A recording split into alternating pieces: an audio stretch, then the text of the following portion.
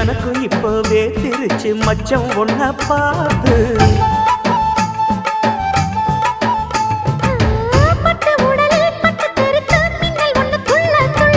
வெக்கம் துடிக்க விளக்கணைக்க ஜன்னல் கண்ணை மூடிக்கொள்ள 10 நாள் கழிச்சு தாண்டி கதவை திறக்கணும்.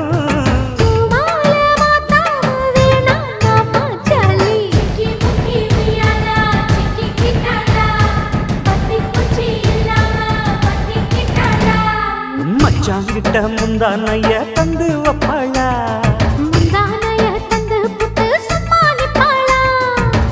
பல நாள் பசி இருக்கு விருந்து வப்பாளா,